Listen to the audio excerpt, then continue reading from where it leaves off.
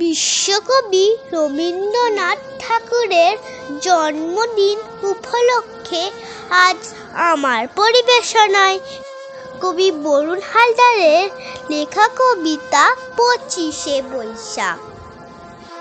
শুধু ফুলে নয়, মালায় নয়, জন্মদিনে বরণ করি মনে। কীর্তি তোমার করেছে মহান, তুমি আছো বিশ্ববাসীর প্রাণে। বছর তোমার জন্মদিন 25শে বৈশাখ আসে ঘুরে ঘুরে।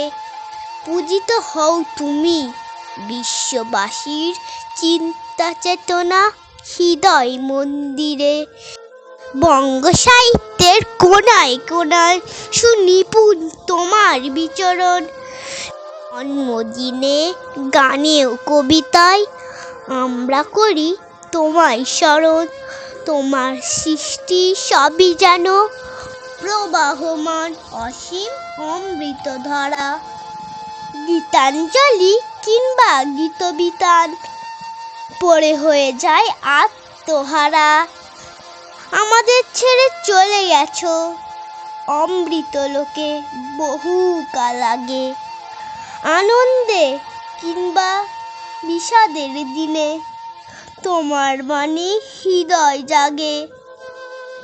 জন্মালে তার মৃত্যু হবে, হেতা কেহ নহে অমর। তোমার সৃষ্ট অমৃত বাণী করেছে তোমায় অমর। বিশ্বকবি মনের গুরু, আমার প্রাণের গুরু তুমি। দিনরাত পাই তোমার ছোঁয়া, ধন্য যে হয় আমি। দিনরাত পাই তোমার ছোঁয়া, ধন্য যে হয় আমি। নমস্কার।